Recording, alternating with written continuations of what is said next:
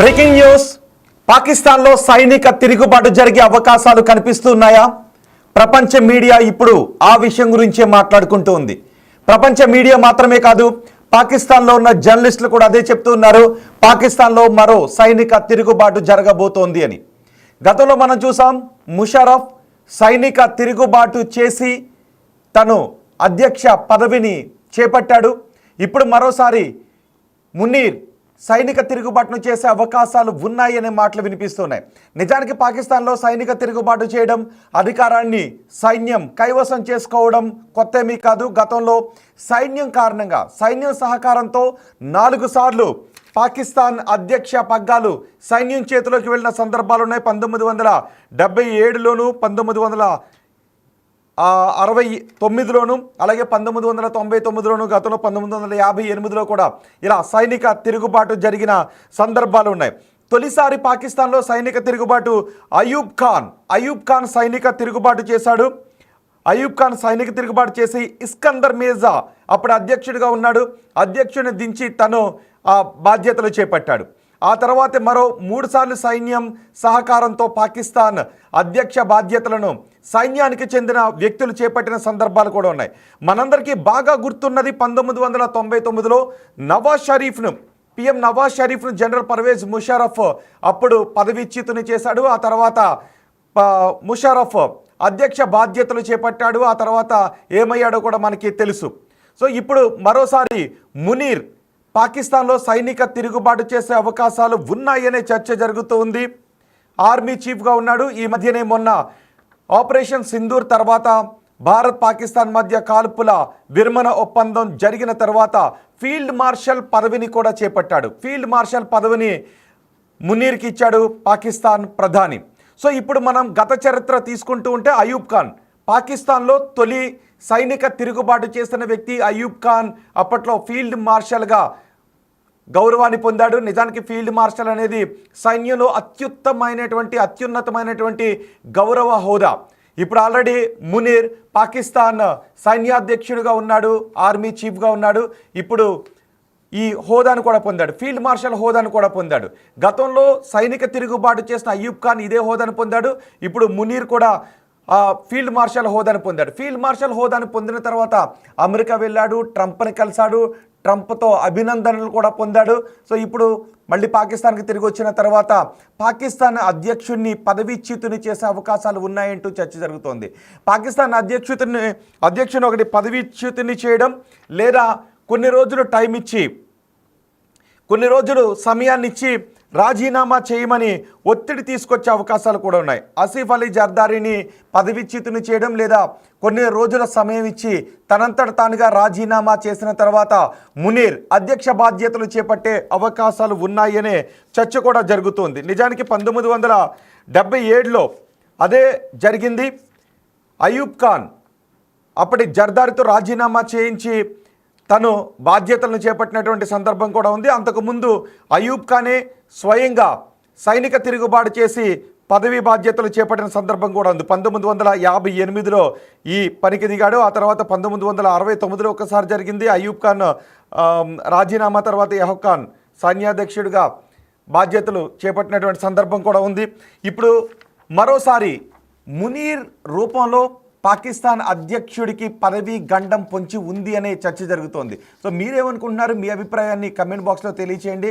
నిజానికి పహల్గామ్ దాడి తర్వాత చాలా మాటలు వినిపించాయి. పహల్గామ్ దాడి మునీర్ కనుసన్నల్లోనే జరిగింది అని. ఆ తర్వాత మనం ఆపరేషన్ సింధూర్ని చేపట్టిన తర్వాత ఈ మునీర్ కొన్ని రోజులు కనిపించకుండా పోయాడు, పారిపోయాడు అంటూ కూడా మాటలు వినిపించాయి.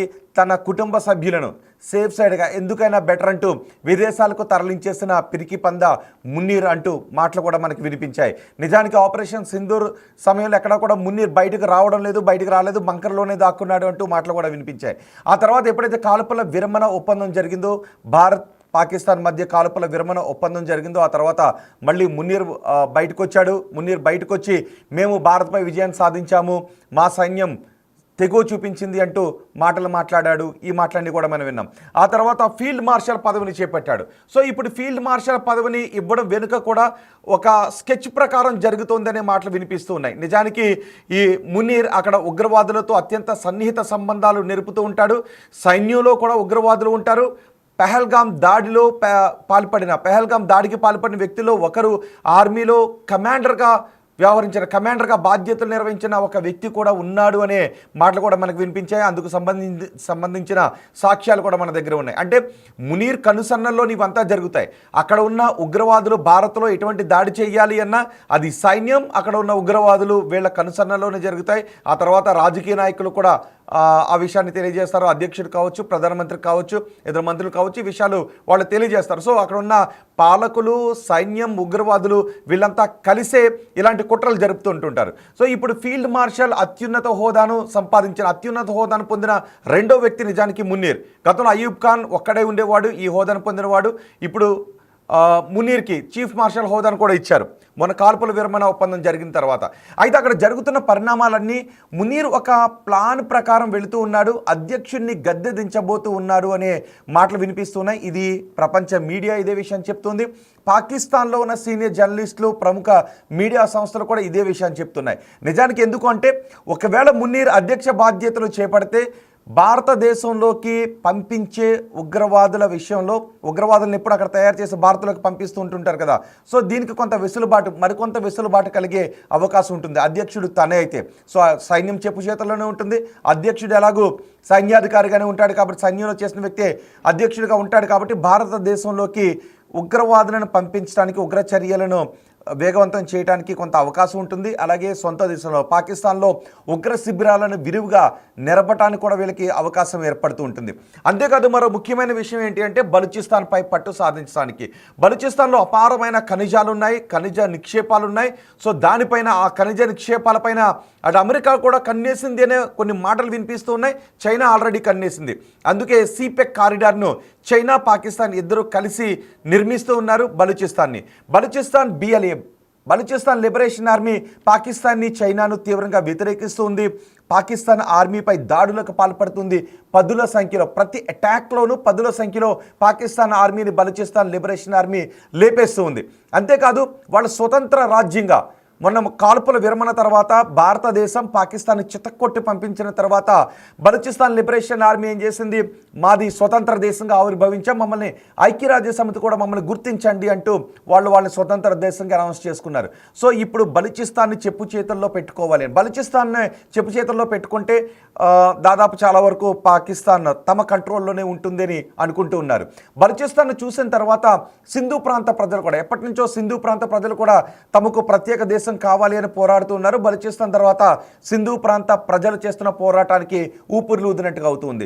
మరోవైపు ఏదైతే ఆఫ్ఘనిస్తాన్ బోర్డర్లో ఉందో, ఆఫ్ఘనిస్తాన్ బోర్డర్లో ఉన్నటువంటి పాకిస్తాన్ భూభాగం కూడా ఆఫ్ఘనిస్తాన్లో కలవటానికి కొన్ని ప్రయత్నాలు చేస్తున్నారు. వాళ్ళు కూడా స్వతంత్ర పాకిస్తాన్గా ఉండాలని అనుకుంటూ ఉన్నారు. సో ఈ నేపథ్యంలో పంజాబ్ ప్రాంతంతో పాటు మరికొంత ఏరియా మాత్రమే పాకిస్తాన్ మిగిలిపోయే అవకాశం ఉంటుంది. సో ఈ అంతర్గత కుమ్ములాటలను, అంతర్యుద్ధాన్ని నివారించడానికి మునీర్ పాకిస్తాన్లో ఎవరైతే స్వతంత్ర దేశం కోసం పోరాడుతున్నారో వాళ్ళని అణిచివేయాలి అని పాకిస్తాన్ అధ్యక్షుని గద్దెదించి అధ్యక్ష బాధ్యతలు తను తీసుకోవాలని అనుకుంటున్నాడు. తను తీసుకోవడం ద్వారా నిజానికి మునీర్ అత్యంత కర్కశమైనటువంటి వ్యక్తి, ఏమాత్రం దయాదాక్షిణ్యాలు, జాలి లేనటువంటి వ్యక్తి ఈ మునీర్. చూడండి ఒకసారి, అదిగో మునీర్ మనకి కనిపిస్తూ ఉన్నాడు.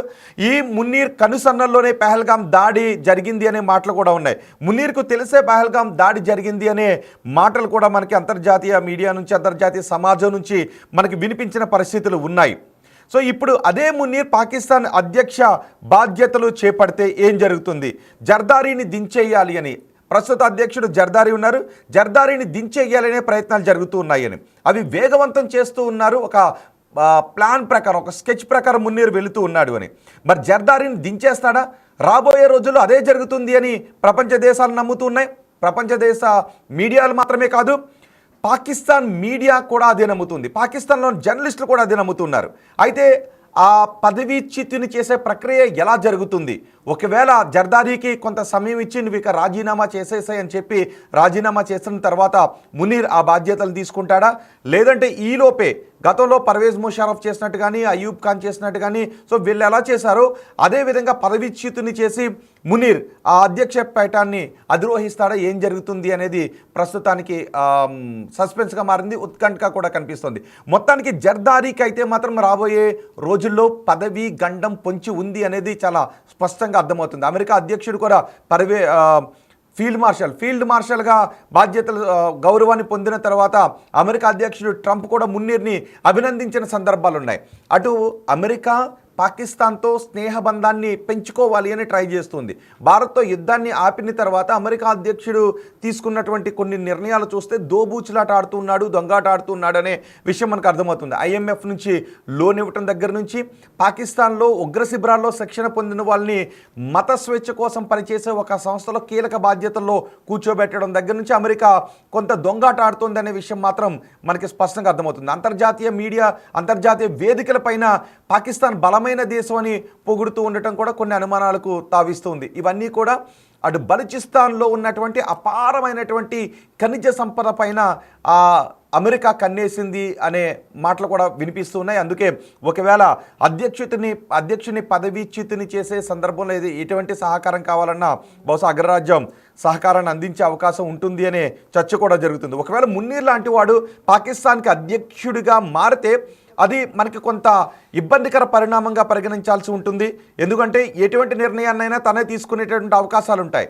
ఇప్పుడు సైన్యాధ్యక్షుడిగా మాత్రమే తను నిర్ణయాలు తీసుకునే అవకాశం ఉంటుంది. ఒకవేళ అధ్యక్షుడిగా మారితే కొన్ని కఠినమైన నిర్ణయాలు, దుర్మార్గమైన నిర్ణయాలు మున్నీర్ తీసుకునే అవకాశం ఉంటుంది. మున్నీర్ చాలా కఠినాత్ముడు, క్రూరంగా ఆలోచిస్తాడు, భారతదేశంపై క్రూరంగా ఆలోచిస్తాడు, భారతదేశంపై కలలో కూడా విషాన్ని కక్కటానికే ప్రయత్నం చేస్తూ ఉంటాడు. అలాంటి మునీర్ ఆ దేశానికి అధ్యక్షుడిగా మారితే, పాకిస్తాన్కి అధ్యక్షుడిగా మారితే, అధ్యక్ష పీఠం పైన కూర్చుంటే ఇది ఖచ్చితంగా భారతదేశానికి కొంత ఇబ్బంది కలిగించే నిర్ణయాలు మున్నీర్ తీసుకునే అవకాశాలు ఉన్నాయనే చర్చ జరుగుతుంది. నిజానికి పహల్గాం దాడికి ముందు మీకు గుర్తుందా, పహల్గాం దాడికి ముందు మున్నీర్ ఒక సమావేశాన్ని ఏర్పాటు చేశాడు.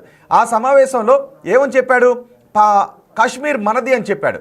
కాశ్మీర్ మనది, కాశ్మీర్ కోసం మనం పోరాటం చేయాలి అనే విషయాన్ని గురించి ఆ సమావేశంలో మాట్లాడాడు. ఆ తర్వాత ఆ పహల్గాం దాడి జరిగింది. పహల్గాం దాడికి పాల్పడింది కూడా ఆర్మీలో పనిచేసినటువంటి వ్యక్తి కూడా, కమాండర్ స్థాయిలో పనిచేసినటువంటి వ్యక్తి కూడా ఉన్నాడు. సో ఇవన్నీ చూస్తూ ఉంటే పాకిస్తాన్ అధ్యక్షుడి పీఠానికి, పాకిస్తాన్ అధ్యక్షుడిని పదవీచ్యుతుని చేసి మున్నీర్ పాకిస్తాన్ అధ్యక్ష పీఠంపై కూర్చునే అవకాశాలు ఉన్నాయి. తద్వారా దేశంలో, పాకిస్తాన్లో మరిన్ని ఉగ్ర శిబిరాలను నిర్వహించడానికి అవకాశం ఏర్పడుతుంది. బలూచిస్తాన్ని అనగదొక్కేసే అవకాశం ఉంటుంది. నిజానికి ఇప్పుడు బలూచిస్తాన్ ఏమంటుంది, ప్రపంచ దేశాలను మమ్మల్ని గుర్తించండి, మా దేశంలో మీ రాయబార కార్యాలయాలు పెట్టుకోండి అని బలూచిస్తాన్ లిబరేషన్ ఆర్మీ అంటూ ఉంది. బలూచిస్తాన్ లిబరేషన్ ఆర్మీని ఎదుర్కోవడం పాకిస్తాన్కి అవ్వటం లేదు. ప్రతి అటాక్లోనూ పదుల సంఖ్యలో పాకిస్తాన్ సైన్యాన్ని చంపేస్తున్నారు. సో ఇప్పుడు పాకిస్తాన్ అధ్యక్షుడిగా ఈ మున్నీర్ మారినట్లయితే బలూచిస్తాన్లో ఊచకోత కోసే అవకాశాలు. ఇప్పటికే బలూచిస్తాన్లో బయటకు రాకుండా ఊచకోత కోస్తూ ఉన్నారు. అక్కడ మానవ హననం చేస్తూ ఉన్నారు. పెద్ద ఎత్తున మానవ హక్కుల ఉల్లంఘన జరుగుతుంది. పెద్ద ఎత్తున ఊచకోత కోస్తూ ఉన్నారు. బయటకు రానవట్లేదు అని అంతర్జాతీయ సమాజం కూడా గగ్గోలు పెడుతుంది. ఇప్పుడు ఈ మున్నీరే పాకిస్తాన్ అధ్యక్షుడిగా బాధ్యతలు స్వీకరిస్తే బలూచిస్తాన్ లిబరేషన్ ఆర్మీని అనగదొక్కేసే అవకాశం ఉంటుంది. అక్కడ ఉన్నటువంటి వాళ్ళు బహుశా 2 కోట్ల జనాభా అక్కడ ఉండే అవకాశం ఉంది. ఏరియా మాత్రం చాలా పెద్దది, జనాభా చాలా తక్కువ మందే ఉంటారు అక్కడ, కానీ ఏరియా మాత్రం చాలా పెద్దది. 44% పాకిస్తాన్ భూభాగంలో బలూచిస్తానే ఉంటుంది. సో అక్కడ జనాభా తక్కువగా ఉంటారు. సో ఎవరైతే బలూచిస్తాన్ని స్వతంత్ర దేశంగా ప్రకటించుకున్నారు, ఇప్పుడు వాళ్ళందరినీ అనగదొక్కేసి అవసరమైతే వాళ్ళందరినీ చంపేయటానికి కూడా ఈ మున్నీర్ వెనుకాడడు. నిజానికి పాకిస్తాన్ అంతే కదా, పాకిస్తాన్ ఏదైనా అనుకుంది అంటే ఊచకోత కోసి పెద్ద ఎత్తున మానవ హననానికి పాల్పడేటటువంటి ప్రయత్నాలు చేస్తూ ఉంటుంది. భారతదేశంలో సృష్టించే రక్తపాతం దగ్గర నుంచి 1971లో బంగ్లాదేశ్ విడిపోవటానికి ప్రయత్నం చేస్తూ ఉన్నప్పుడు కూడా పెద్ద ఎత్తున బంగ్లాదేశ్ ప్రాంతంలో ఊచకోతకు పాల్పడ్డారు, అనగదొక్కేశారు.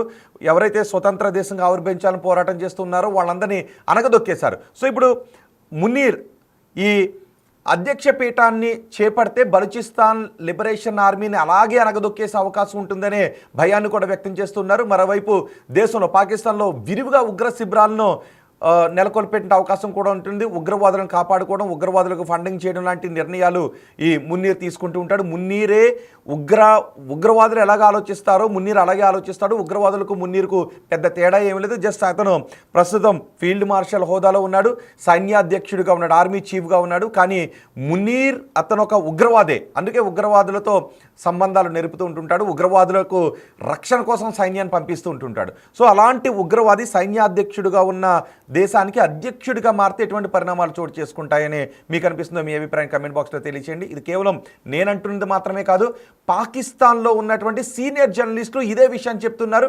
ప్రపంచ మీడియా హౌజులు కూడా ఇదే విషయాన్ని చెప్తున్నారు. ఏదో జరుగుతోంది పాకిస్తాన్లో, మున్నీర్ ఏదో స్కెచ్ చేస్తున్నాడు. ఆ స్కెచ్ అధ్యక్ష పీఠం కోసమే. రాబోయే కొన్ని రోజుల్లో పాకిస్తాన్లో ఒక కీలకమైన మార్పు జరగబోతోంది, సైనిక తిరుగుబాటు జరగబోతోంది అని పాకిస్తాన్లో ఉన్న జర్నలిస్టులు చెప్తున్నారు. చూద్దాం ఏం జరుగుతుందో. మీ అభిప్రాయం ఏంటి? మీరేమనుకుంటున్నారు? పాకిస్తాన్లో మరో సైనిక తిరుగుబాటు జరగబోతోందని అనుకుంటున్నారా? మీ అభిప్రాయం కామెంట్ బాక్స్లో తెలియజేయండి.